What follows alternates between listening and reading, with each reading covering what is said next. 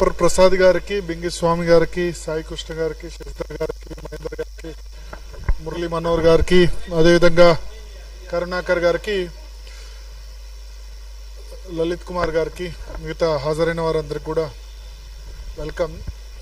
So 2-3 issues. అసలు ఈ issue ఎక్కడ స్టార్ట్ అయింది, ఎక్కడికి వెళ్ళింది, అసలు ఎక్కడి నుంచి స్టార్ట్ అయింది, ఎక్కడికి పోయింది ఆలోచించాలి. ప్రొఫెసర్ నాగేశ్వర్ గారు మాకు గురువులు ఉస్మానియా యూనివర్సిటీలో. సరే, నేను రైటిస్ట్, ఆయన లెఫ్టిస్ట్ కావచ్చు. సో ఓకే, ఆయన విశ్లేషణ చేస్తూ ఉంటారు. అటువంటి విశ్లేషణలు చాలా వస్తూ ఉంటాయి. ఇద్దరి మధ్య జరిగిన మీటింగ్స్ను ప్రొఫెసర్ నాగేశ్వర్ గారే కాదు, ఇంకా వేరే వాళ్ళు కూడా చాలా మంది లోపల ఏం జరిగిందో తెలిసినట్టు నేను కూడా బహుశా విశ్లేషణ చేస్తుంటా, వేరే వాళ్ళు కూడా చేస్తుంటారు. దానికి ఆయన విత్డ్రా చేసుకున్నారు, అయిపోయింది. అక్కడ ప్రొఫెసర్ నాగేశ్వర్ తెలంగాణ వాడైనందుకు ఆయన మీద కుట్ర పన్నారు. ఇంకెంతకాలం ఆంధ్ర అన్న నేను తప్పు పడతా.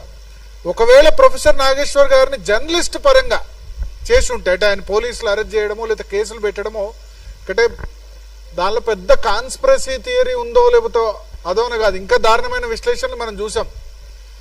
సో జర్నలిస్ట్ గా గనక ఒకవేళ ప్రొఫెసర్ నాగేశ్వర్ గనక round table press club meeting పెట్టుంటే డెఫినెట్ గా సపోర్ట్ చేసి ఉండేవాళ్ళ కదా. ఎందుకంటే ఏ జర్నలిస్ట్ కైనా రావచ్చు, చేసిన విశ్లేషణ బట్టి కేసు పెడతా అంటే ఆయన బూతులు మాట్లాడలే, బ్లాక్ మెయిల్ చేయలే. బూతులు మాట్లాడిన వాళ్ళు, బ్లాక్ మెయిల్ చేసిన వాళ్ళు, ఇంకా చాలా దారుణమైన జర్నలిస్టులు ఉన్నారు కదా. సో జర్నలిస్ట్ గా గనక ప్రొఫెసర్ నాగేశ్వర్ రౌండ్ టేబుల్ పెట్టుంటే మేమందరం కూడా సపోర్ట్ చేసి ఉండేవాళ్ళం. తర్వాత సరే, పవన్ కళ్యాణే స్వయంగా క్లారిఫై చేశారు, కేసులు పెట్టట్లేదు, ఎస్ మేము హట్ అయినాం దానివల్ల అని చెప్పారు. ఆయన కూడా విత్డ్రా చేసుకున్నారు. కానీ దానికి తెలంగాణకు సంబంధం ఏంది? ఇప్పుడు నేను తెలంగాణలో ఉండి ట్రంప్ గురించి కూడా చేస్తున్నా విశ్లేషణ.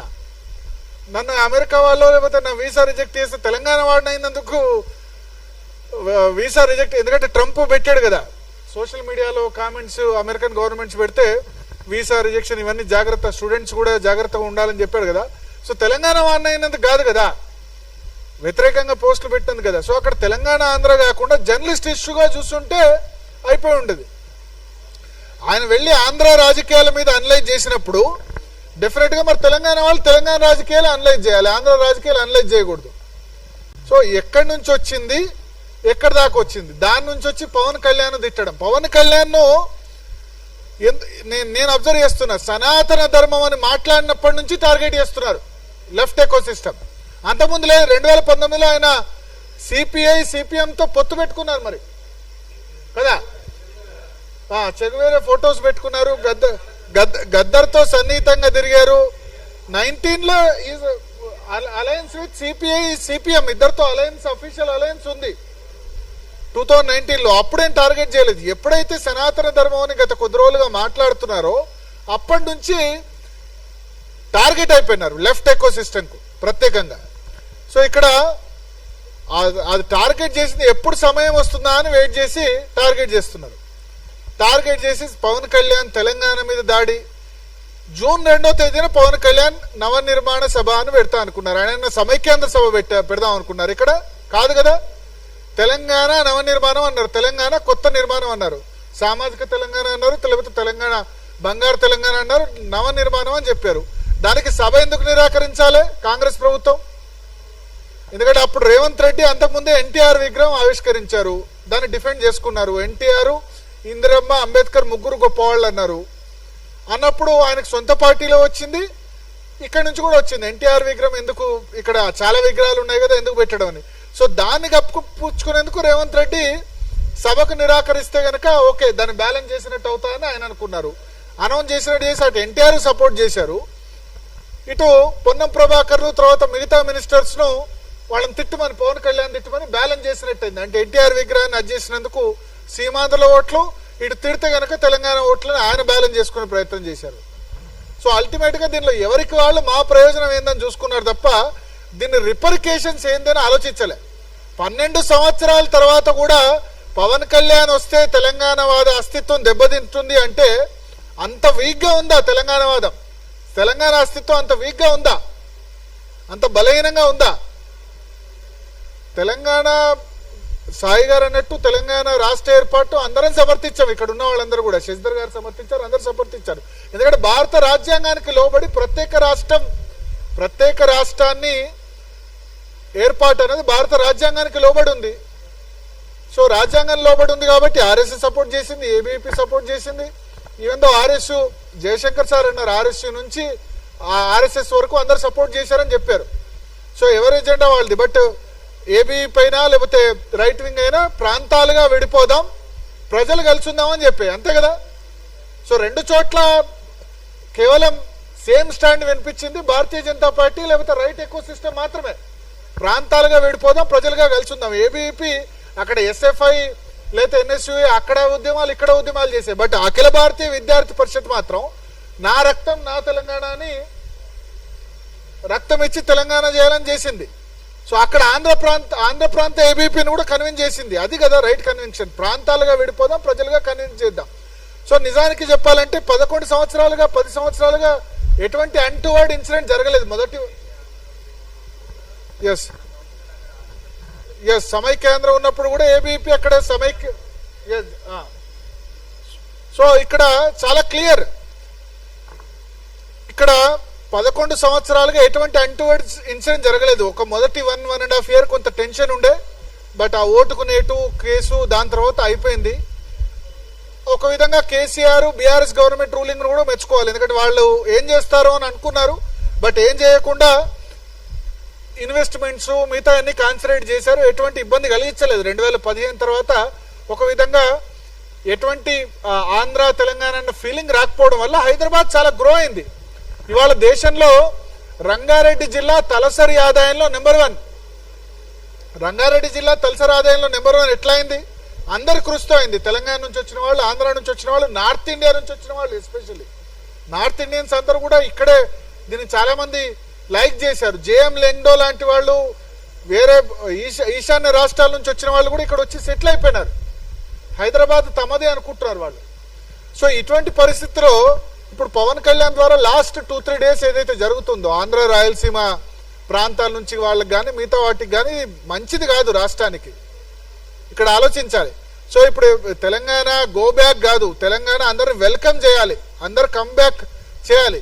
మనం ఆలోచించండి, ఈసారి వరి ప్రొక్యూర్మెంట్ కాలేదు. ఎందుకు కాలేదంటే బెంగాల్లో ఎలక్షన్ జరుగుతుంది, అందరూ వెళ్ళిపోయారు.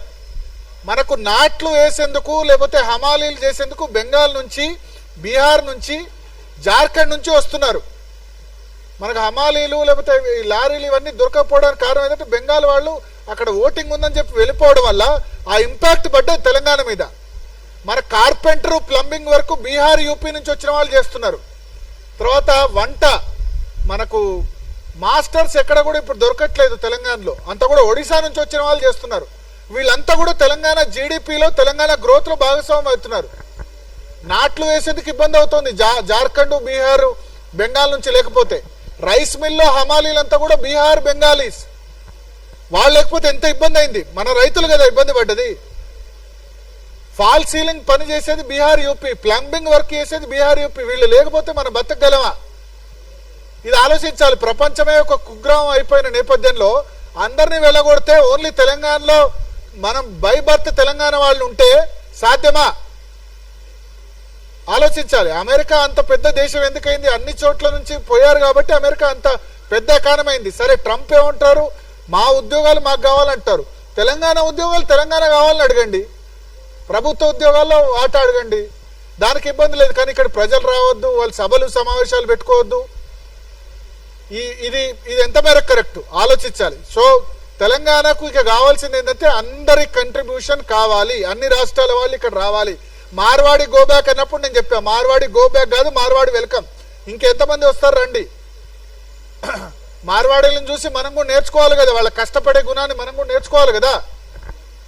సో అప్పుడు మార్వాడి గో బ్యాక్ అప్పుడు నాకు గుర్తుంది, దేవి గారు పాదయాత్ర కూడా చేశారు సర్దార్ పటేల్ విగ్రహం నుంచి. అప్పుడు కూడా మనం అందరం సపోర్ట్ చేశాం. సో ఇటువంటి మార్వాడి గో బ్యాక్ వచ్చిన మిగతా వచ్చిన పవన్ కళ్యాణ్ మొన్న ఏదైతే మాట్లాడారో నేషనలిజం, జాతీయవాదం హైదరాబాద్ లో వినిపించడం చాలా నాకు సంతోషమైంది. అయితే 1-2 వర్డ్స్ ఏంటంటే మీ అయ్యే జాగీరా అట్లా అనేది లేకుండే, ప్లస్ పాకిస్తానా కంపేర్ చేయాల్సిన అవసరం లేదు. పాకిస్తానా అని మనం అనొద్దు, పాకిస్తానా పాలస్తీనా అని అనొద్దు, ఆ మాటలు అనేది లేకుండే. బట్ ఆవేశంలో అన్నారు. మొత్తం 100% ఆయన కరెక్ట్ మాట్లాడతారని మనం ఎక్స్పెక్ట్ చేయలేం. బట్ ఒకటి మాత్రం, పవన్ కళ్యాణ్ జాతీయవాదం గురించి మాట్లాడుతుంటే భారతీయ జనతా పార్టీ నేతలు ఎక్కడ పడుకున్నారో నాకు అర్థమైతలేదు. బీజేపీ నేతలు ఎక్కడ పండుకున్నారు? మీరు కదా జాతీయవాదం గురించి మాట్లాడాల్సింది. జాతీయవాద పార్టీ మీది కదా. ఏమైపోయినారు బీజేపీ ఎంపీలు ఎమ్మెల్సీలు? మీ ఓట్ల గురించి ఆలోచిస్తున్నారా? ఎక్కడ పోయినారు? ఎక్కడ పడుకున్నారు? అందరూ నిద్రపోతున్నారా? మీ అమిత్ షా గురించి కదా ఇదంతా వచ్చింది. మీ పార్టీ నేత గురించి వచ్చింది కదా. కేంద్ర హోంమంత్రి అమిత్ షా గురించి కదా ఇష్యూ అయింది. కేంద్ర హోంమంత్రి అమిత్ షా పవన్ కళ్యాణ్ మీటింగ్ గురించి అయితే ఒక్క ఆంధ్ర బీజేపీ లీడర్ మాట్లాడలే, ఒక్క తెలంగాణ బీజేపీ నేత మాట్లాడలే. అంటే వీళ్ళు ఏంటంటే పవన్ కళ్యాణ్ తో మాకేం సంబంధం? అరే మీ అలయన్స్ పార్ట్నర్ అబ్బా ఎన్డీఏ. ఆయన మాట్లాడుతుంది సనాతన ధర్మం, ఆయన మాట్లాడుతుంది జాతీయవాదం. ఆయన వేరే మాట్లాడితే ఓకే, ఆయన జాతీయవాదం మాట్లాడినప్పుడు డిఫెండ్ చేయాల్సింది బీజేపీ లీడర్స్ కదా. సో నేను ఇక్కడ టీఆర్ఎస్ కాంగ్రెస్ లీడర్స్ కంటే ఎక్కువ తప్పు పట్టేది భారతీయ జనతా పార్టీ నేతల్ని. అందరూ ఒకళ్ళ మీద వాళ్ళు పోస్టర్లు వేసుకోవడం, లేకపోతే ఒకళ్ళనొకళ్ళు తిట్టుకోవడం, ఒకళ్ళనొకళ్ళు ఏమంటారు డిఫైన్ చేసుకోవడం తప్ప ఒకళ్ళు బాధపడితే మంచిగా అయింది అనుకోవడం, వీడికి మంచిగా అయింది అనుకోవడం ఎక్కడుంది? గ్రూపిజం తక్క ఎక్కడుంది? జాతీయవాదం సపోర్ట్ చేయాలి కదా పవన్ కళ్యాణ్కి. ఆయన అన్నారు కూడా, నోరు విప్పి అన్నారు, నా ఆంధ్ర బీజేపీ నేతలు ఒక్కళ్ళు మాట్లాడకపోవడం ఆశ్చర్యం కలిగించిందని చెప్పి. తర్వాత ప్రెస్ మీట్లో క్వశ్చన్ అప్పుడు కూడా మరి తెలంగాణ బీజేపీ నేతలు ఎందరూ మాట్లాడేది ఖండించేందుకు 2 రోజులు పట్టింది. ఒక రఘునందన్ రావు ఆ రోజు మాట్లాడినట్టున్నారు, రామచంద్రరావు గారు నిన్న ఖండించారు. సో ఎక్కడ పడుకున్నారు బీజేపీ నేతలు? ఎందుకంటే మనమే క్వశ్చన్ చేయాలి, జాతీయవాదులు మనమే క్వశ్చన్ చేయాలి. బీజేపీ నేతలు తప్పు చేసినా మనం క్వశ్చన్ చేయాలి. ఇక్కడ నాకు టీఆర్ఎస్ రోలు ఓకే, వాళ్ళకటు సీమాంధ్ర ఓట్లు కావాలి, ఎందుకంటే 43% వచ్చింది, తెలంగాణ వాద ఓట్లు కావాలి, రేవంత్ రెడ్డికి అది కావాలి. మరి భారతీయ జనతా పార్టీ నేతలు ఇంత పెద్ద ఇష్యూ అయితే జాతీయవాదం గురించి ప్రాపగేట్ చేయాల్సింది వాళ్ళు కదా. సభలు సమావేశాలు పెట్టుకునే హక్కు ఉందని చెప్పాల్సింది భారతీయ జనతా పార్టీ నేతలు కదా. సో ఇక్కడ కరెక్ట్ గా రియాక్ట్ కాలేదనిపించింది. నెక్స్ట్ టైం అయినా ఆ పార్టీ నేతలు అయితే ఆలోచించాలి డెఫినెట్ గా. ఎందుకంటే జాతీయవాదాన్ని ప్రాపగేట్ చేయాల్సింది ప్రతి చోట ఎవరు సభలు సమావేశాలు పెట్టుకునే హక్కు ఉందని చెప్పాల్సింది భారతీయ జనతా పార్టీ నేతలు. వాళ్ళకి సరిగ్గా వ్యూహాత్మక మౌనమో మరి ఏందో, వాళ్ళకి ఏం ఓట్లు పోతాయో, లేకపోతే అలయన్సో, మరి ఇంకా ఎవరి కన్వీనియన్సో ఏందో తెలియదు. ఎవరంటే ఏమవుతారో, లేదా కమ్యూనిస్టులతో భయపడితే ఎట్లా? కమ్యూనిస్టులు ఏమన్నా అనుకుంటారని భయపడితే ఎట్లా? పవన్ కళ్యాణ్ మీరు కలిసి పోటీ చేశారు అసెంబ్లీ ఎన్నికలు, మున్సిపల్ ఎలక్షన్స్ కలిసి పోటీ చేయలేదు కావచ్చు. మున్సిపల్ ఎన్నికల్లో ఆయన ప్రచారాన్ని కూడా పిలిచారు, చివరి రోజు వద్దన్నారు. ఆయన సనాతన ధర్మం గురించి మాట్లాడుతున్నాడు, ప్లస్ భారతీయత గురించి మాట్లాడుతున్నాడు, ప్లస్ నేషనలిజం గురించి మాట్లాడుతున్నాడు. ఇవన్నీ కూడా దీన్ని డిఫెండ్ చేయాల్సింది భారతీయ జనతా పార్టీ నేతలు. నాకు మిగతా పార్టీలు వాళ్ళు తెలుసు, వాళ్ళ బిహేవియర్ ఎంతో తెలుసు. But I'm disappointed with Bharatiya Janata party leaders. So ఎప్పుడు మనం జాతీయవాదులైనంత మాత్రాన ప్రతి దానిలో భారతీయ జనతా పార్టీ నేతలు డిఫెండ్ చేయాల్సిన అవసరం లేదు. వాళ్ళు తప్పు చేస్తే చెప్పాల్సింది మనమే. మనం చెప్పాలి, చెప్తేనే కరెక్ట్ చేసుకుంటారు. మనం క్వశ్చన్ చేయకపోతే నెక్స్ట్ టైం కూడా ఇదే విధంగా చేస్తారు. మార్వాడి గోబ్యాక్ అప్పుడు కూడా మాట్లాడలేదు, ఎందుకంటే మాట్లాడితే మాకు లోకల్ వ్యాపారుల నుంచి పోతాయటారు. లోకల్ వ్యాపారులు కన్విన్స్ చేయాల్సింది మీరు. ఇవాళ గ్లోబలైజేషన్ అవుతున్న నేపథ్యంలో, ఎక్కడెక్కడి నుంచో వస్తున్న నేపథ్యంలో, ప్రపంచమే ఒక కుగ్రామం అయిపోయిన నేపథ్యంలో ప్రజలకు వివరించి చెప్పాల్సిన బాధ్యత నేతలది కదా. సో ఇది ఆలోచించాలి. అండ్ నెక్స్ట్ టైం ఎట్టి పరిస్థితుల్లో తెలంగాణ 12 సంవత్సరాలు అయిన తర్వాత తెలంగాణ, నేను కూడా ఉస్మాన్ యూనివర్సిటీలో చదువుకున్న, కరీంనగర్ బిడ్డని, ఉమ్మడి కరీంనగర్ బిడ్డని, జగిత్యాలలో ఉన్నవాడిని, తెలంగాణ రాష్ట్ర ఆకాంక్ష గురించి ఫైట్ చేసిన వాడిని. తెలంగాణ ఉద్యమ సమయంలో అందరూ టీవీలో కూడా చూసే ఉంటారు. సో ఎవరో వస్తే ఇక్కడ తెలంగాణ అస్తిత్వం దెబ్బతినంత వీక్ గా అయితే తెలంగాణ అస్తిత్వం లేదు. డెఫినెట్ గా తెలంగాణ అస్తిత్వం దెబ్బతింటే మేమే ముందుండి ఫైట్ చేస్తాం. తెలంగాణ భూమిపుత్రులకే కేటీఆర్ ఒక మాట అన్నారు, భూమిపుత్రులకు అధికారం రావాలి, భూమిపుత్రులకు ఉద్యోగాలు దక్కాలి. ఆ విషయంలో, ఎందుకంటే నీళ్లు నిధులు నియామకాల విషయంలో వచ్చింది. సో వాటర్ లో అన్యాయం జరిగింది, ఆ మాట వాస్తవమే. కృష్ణా గోదావరి నీళ్ళలో అన్యాయం జరిగింది వాస్తవం. దా విషయంలో ఉంటే రౌండ్ టేబుల్ ముందుండి పోరాడదాం. బట్ ఇక్కడ సభలు సమావేశాలు పెట్టొద్దు, ఆంధ్ర రాయలసీమ వాళ్ళు రావద్దు, మార్వాడి గోబ్యాక్ అంటే మాత్రం డెఫినెట్ గా జాతీయవాదులందరూ కూడా ఎవరు కూడా ఊరుకునే ప్రసక్తి లేదు. Thank you.